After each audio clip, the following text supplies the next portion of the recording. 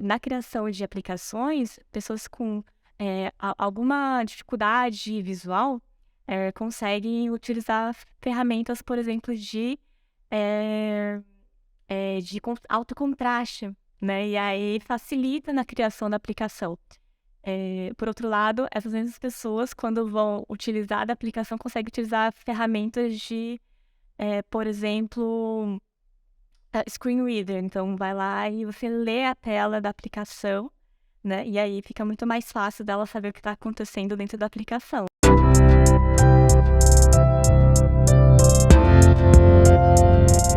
Olá, sejam bem-vindos e bem-vindas ao Microsoft Brasil Podcast. O meu nome é Beatriz Facchini, eu sou uma mulher branca, de cabelos longos e loiros, olhos escuros, estou vestindo uma camisa branca e estou aqui num estúdio da Microsoft Brasil. Hoje eu estou aqui especialmente para descobrir junto a vocês um pouco mais sobre low-code e no-code. Duas tecnologias que vieram para diminuir o uso de códigos no desenvolvimento de aplicações e de programas e também democratizar a tecnologia da informação. De acordo com o estudo da IDC, de até 2025, o mercado de trabalho sofrerá com uma lacuna de 4 milhões de profissionais desenvolvedores em todo o mundo. E, por outro lado, as demandas por transformação digital e inovação não param de crescer. E as empresas precisam lidar com novas parcerias, manter os seus portfólios atuais de tecnologia e também prevenir riscos de segurança e o chamado TI invisível, ou Shadow IT em inglês. E para falar de low-code e no-code, como um grande auxílio para a melhoria desse cenário, eu recebo aqui a Jéssica Cato, gerente de marketing de produtos e go-to-market de Business Applications da Microsoft Brasil. Seja muito bem-vinda, Jéssica. Obrigada, Bia. Muito feliz de estar aqui. Eu sou uma mulher asiática, de cabelos médios, pretos. Eu estou com uma roupa preta e branca e um casaco branco. Maravilha, Jéssica. É muito bom te receber aqui hoje no nosso podcast.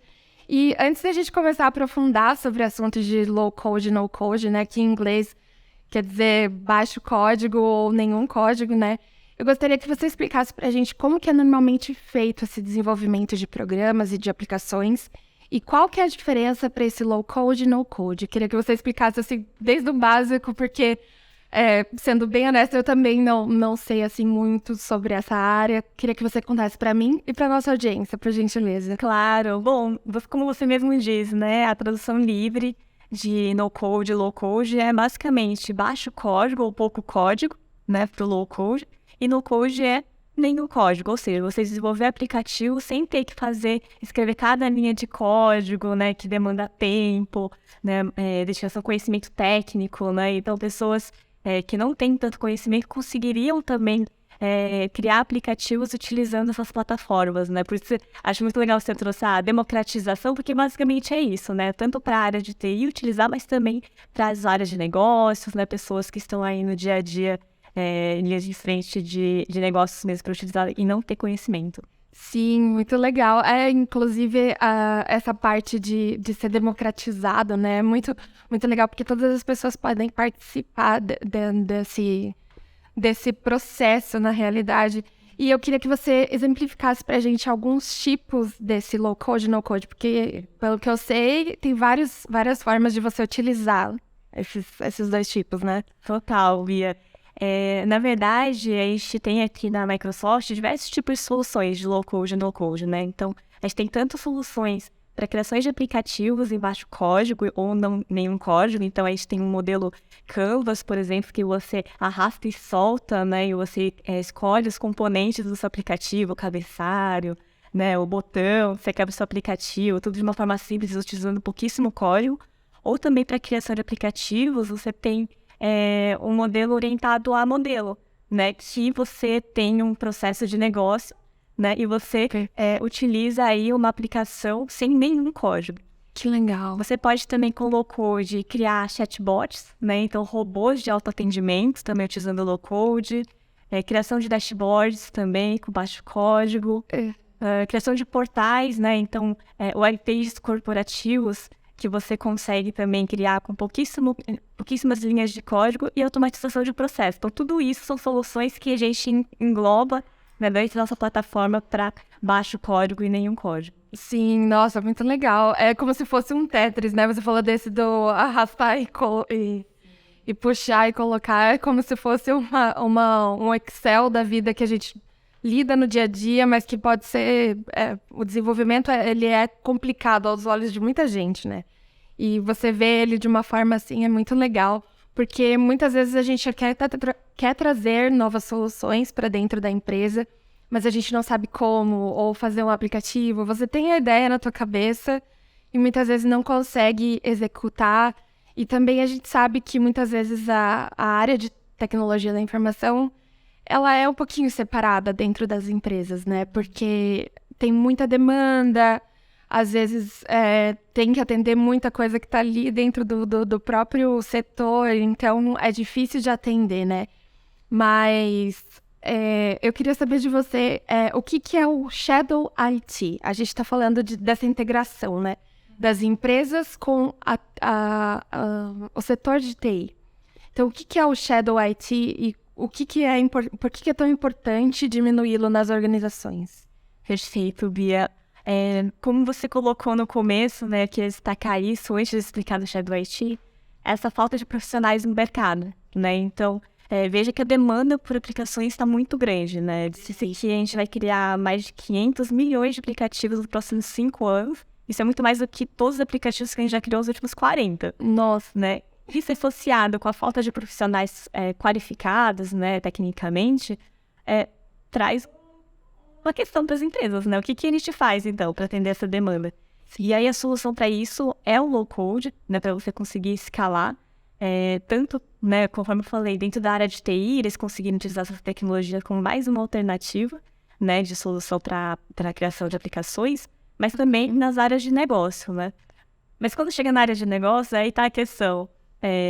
Muitas vezes as soluções que estão sendo criadas lá não estão sendo gerenciadas pela área de TI, né? E aí pode ser que acabe ocorrendo o Shadow IT, que é o que você falou, né? Que nada mais é que softwares, devices que hoje não estão sendo controladas pela área de TI e talvez isso possa ocorrer alguma questão de risco, de segurança, risco de não estar em conformidade das políticas da empresa, né, de dados saírem da empresa, irem para fora, dados que não poderiam, né, sair, são confidenciais. Então, as empresas hoje, os profissionais de IT estão muito preocupados, claro, né, com a questão de Shadow IT, como é que você gerencia isso. E por isso que é muito importante que esses profissionais de TI procurem por soluções que já tenham isso by design, né? Já tenham da solução, preocupação com conformidade, com segurança, né? Justamente mitigar esse risco. Ah, legal. É exatamente isso, porque na realidade você não coloca só a sua empresa em risco, né? Você pode estar colocando seus clientes, os dados de toda a parte corporativa, dos clientes também. Então é muito importante ao investir em low-code, no-code, você saber que também tem essa certa segurança, né? Tem essa parte também bem solidificada, bem certinha. E eu quero falar com você também sobre a prevalência digital na América Latina do low-code e no-code, né? A gente sabe que ainda não é tão difundido aqui na América Latina, mas que tem muito potencial para crescer, né? Eu queria ver com você... se o low-code e no-code é só para empresas grandes ou se as empresas que também são menores, pequenas ou médias, que ainda não iniciaram esse processo de transformação digital, dá para investir em low-code e no-code? Com certeza, e deve, né? Eu falaria. Porque as empresas grandes... low-code é para empresas grandes e também pequenas. As empresas já estão utilizando, né? As pequenas também já estão começando a utilizar, e principalmente durante a pandemia, né? Depois da pandemia, teve um boom no crescimento digital, né? Em todos os setores. Isso também mostrou que o mercado está em constante desenvolvimento, né? Tem constante coisas acontecendo, mudança de demanda, de expectativa dos clientes, né? E para as empresas, tanto pequenas quanto grandes, conseguirem atender essa demanda, elas precisam se adequar às novas tendências, né? Então, as empresas pequenas em específico, a gente vê que no passado se baseava muito em metodologias manuais, né? Processos mais desatualizados, talvez. E aí agora força-se que se haja em cima dessas novas expectativas que estão surgindo, né? Então, assim, eu acho que é um imperativo utilizar low-code agora para poder escalar, né, as soluções. Ainda mais em empresas pequenas que têm poucos profissionais, né, em toda empresa, imagina na área de tecnologia. Então, é necessário utilizar o low-code para poder fazer mais aplicações com menos pessoal, com menos código. Sim, com certeza. E você falou, né, dessa parte de, às vezes, uma pequena ou média empresa contar com algumas tecnologias que já estão ultrapassadas, ou às vezes manterem um próprio sistema das empresas. Como que é feita essa migração para o low-code, low-code? Como que é feita essa implementação do no-code, low-code?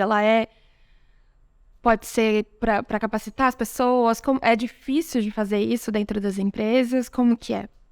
Para capacitar? Isso, para capacitar, para implementar, é um processo muito longo. Como que funciona? Não, imagina, as empresas os indivíduos podem já testar a plataforma, tem trials, né, disponíveis, você já começa a utilizar para empresas que já possuem, por exemplo, subscrição de Azure, né, da nossa plataforma de nuvens, conseguem também usar o Power Apps já dentro da subscrição e já ir testando. Legal. Né? Então, para começar, é super simples. Acho que até a melhor forma de você começar, né, a entender esse mundo de low-code, já ir testando, já ir criando sua própria aplicação, né? Se você liga Microsoft 365 também, né, tem lá embutido na licença algumas features da solução aí de automatização, de criação de aplicativos. Então, é sempre uma forma muito legal de começar, além da parte de capacitação, né? Então, se você tem interesse de se aprofundar na parte de low-code, a gente tem tanto treinamentos gratuitos, né? Trilhas de aprendizado dentro da MS Learn, tudo em português também, que você consegue aí aprender por conta própria, ou os Virtual Training Days também, que são treinamentos gratuitos também com instrutores que te ajudam a treinar para uma certificação, né? Se quiser aí expandir seu horizonte, né? Tomar isso como um objetivo de carreira também. Sim, então fica aí a dica para quem está ouvindo e vendo a gente do Microsoft Learn e do Virtual Training Days, onde você pode se capacitar e entender um pouquinho mais sobre low-code e no-code. A gente está falando aqui, mas sempre é importante se capacitar também, né, Jéssica? A gente estava falando, né, dos profissionais de TI, de como o low-code e no-code pode, às vezes, facilitar a vida dessas pessoas que estão trabalhando também já com tecnologia da informação dentro das empresas. E eu quero trazer aqui um dado com uma pesquisa da PS Market Research. 85% das pessoas disseram que as ferramentas de baixo ou nenhum código agregam valor às suas vidas dentro do trabalho. Mas, às vezes, as pessoas de tecnologia da informação têm um pouco de receio do low-code e no-code, né, Jéssica?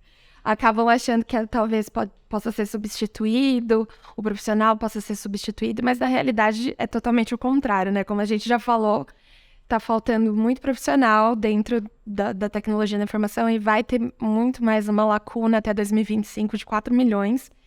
E eu gostaria que você explicasse para a gente, é possível ou é um mito isso, de que o low-code ou no-code acaba substituindo um profissional?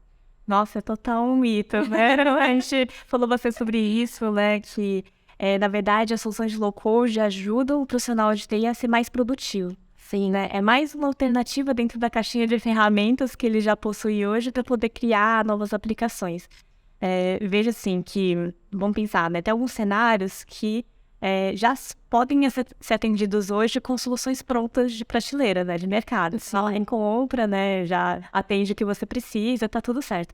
Mas nem sempre tem soluções já prontas no mercado para exatamente aquilo que você está precisando, certo? Uhum. Tem outras situações em que você pode customizar, né? E criar do zero, né? Você quer fazer exatamente como eu preciso aqui dentro e tal. Aí você precisa do quê? De um profissional qualificado, com conhecimento técnico.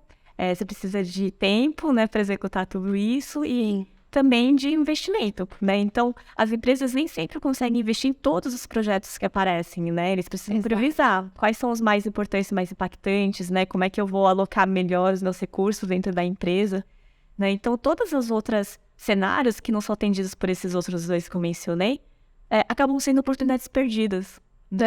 De fazer mais, de inovar dentro da empresa, né? Então, para estes outros cenários, é que a gente vê muito se encaixando os cenários de low-code, né? Para as equipes de TI conseguirem endereçar essa demanda, né? Que vai só acumulando aí no backlog deles, mas também para as áreas de negócio irem se utilizando, se beneficiando disso desde já. Sim, com certeza. Até porque é o que a gente estava falando antes, né? De que às vezes a equipe de TI fica sobrecarregada com muita coisa que poderia ser automatizada, né? Então... E ele foca também no que é importante, né? No que é mais prioritário, no que é mais estratégico. Então, a área de TI começa a ficar cada vez mais estratégica dentro das empresas. E outro ponto que eu lembrei também, né? Questão de governança. Eu falei de segurança, né? Um pouquinho, quando a gente falou de Shadow IT. É um papel muito importante da TI, a partir de agora, de fazer toda essa governança de todas as soluções que estão sendo criadas dentro e fora da área dele. Né? Então, mover de braços dados na parte estratégica junto com a área de negócio, né? E entender como é que todas aquelas aplicações estão conectadas, se está dentro das conformidades. Então, o papel da TI, na verdade, só aumentou. Só aumenta. Exatamente, porque eles têm um olhar propício para aquilo lá e para trabalhar de forma complexa naquilo que demanda mais tempo, né, Jéssica? Exato. E a gente até teve um episódio no ano passado em que a gente falou sobre as tendências da tecnologia para 2022. E o nosso convidado foi o Fernando Lemos, e ele falou uma coisa que ficou muito, assim, marcada para o nosso episódio, que é que a chave da tecnologia, da inovação, são as pessoas. Então, como que a gente pode utilizar o no-code e o low-code para também desenvolver programas e aplicações de forma mais humanizada, com esse olhar humano mesmo? Eu amo isso, né? E eu acho muito legal que o Fernando trouxe essa questão da pessoa no centro, né? E isso tem muito a ver com a missão da própria Microsoft, né? Que é empoderar todas as pessoas, organizações do planeta a fazer mais. Eu amo essa missão porque realmente engloba que é todas as pessoas. E isso inclui, por exemplo, mais de 1 bilhão de pessoas hoje que têm algum tipo de deficiência, né? Inclusive, isso é um ponto interessante, Bia, saber que no passado a deficiência era definida como uma condição do indivíduo, né, da pessoa. E hoje, não, a definição da OMS é que a deficiência está nessa interação entre o indivíduo e o meio ambiente, né? Como é que acontece essa interação? Então, nessa proposição, a gente pode mudar, a gente pode mudar o ambiente para que se adeque ao indivíduo e não ao contrário. Com certeza. Né? E pensando nisso, a Microsoft desenvolveu as nossas soluções de low-code, por exemplo, Power Apps, que é a de criação de aplicações, pensando a acessibilidade já dentro do design dele. Ah, que legal. Então, e aí o que acontece é que dentro do Power Apps você consegue criar aplicações que são possibilitadas para pessoas com deficiência conseguirem acessar e criar elas próprias, mas também elas conseguirem ser usuárias das aplicações que estão sendo criadas. Que legal. Então, um exemplo. Na criação de aplicações, pessoas com alguma dificuldade visual conseguem utilizar ferramentas, por exemplo, de alto contraste, né? E aí facilita na criação da aplicação. Por outro lado, essas mesmas pessoas, quando vão utilizar a aplicação, conseguem utilizar ferramentas de, por exemplo, screen reader. Então, vai lá e você lê a tela da aplicação, né? E aí fica muito mais fácil dela saber o que está acontecendo dentro da aplicação, né? Sim. Nossa, muito legal. E, inclusive, né, tendo essas pessoas, essa inclusão de pessoas para desenvolver, é muito legal, porque a gente cria exatamente o que o mercado está precisando, né? De coisas mais acessíveis, de inclusão cada vez mais para todas as pessoas. E é exatamente o que você falou, né? Fazer muito mais, empoderar as pessoas para elas fazerem muito mais com menos, que no caso é o low-code e o no-code, né? Muito legal. E a gente já está chegando ao final do nosso Microsoft Brasil Podcast. É um tema que a gente adoraria falar assim por horas aqui, ficaria horas falando, porque é muito legal e é muito interessante. E eu convido a nossa audiência também para buscar cada vez mais, né, Jéssica, sobre esse tema. E eu gostaria de saber alguns casos de sucesso de low-code e no-code que mais te inspiraram, assim, que você achou legal e que pode ser uma pontinha de comichão, assim, para as pessoas buscarem um pouquinho mais sobre low-code e no-code. Aquela história quentinha. Que preenche o coração, assim. Olha, eu gosto muito de 2 casos, né? Um deles, inclusive, a gente apresentou no último Empower Week, que é um grande evento, né, para celebrar a low-code, né? E também foi apresentado no Inspire pelo nosso presidente, o Satya, que é o caso da Globo, né? Assim, eu acho que todo mundo conhece a Globo, né? Rede de TV. E eles fizeram dentro da casa do BBB, aliás, BBB Já tá começando. mas antes de começar, na Unipress BBB, eles fizeram esse tipo de uma competição, né, que eles chamam de hackathon, para Power Platform, que é a nossa solução de low-code. E aí chamou figurinistas, pessoal de RH, pessoal de marketing, de TI, né, enfim, jurídico, todo mundo da empresa para participar e criar aplicações que fazem sentido para eles na área de negócio. Então, daí saiu aplicações muito legais, tipo, de gerenciamento de alocação de set, né, que para ele faz todo sentido. Né, tem vários sets diferentes.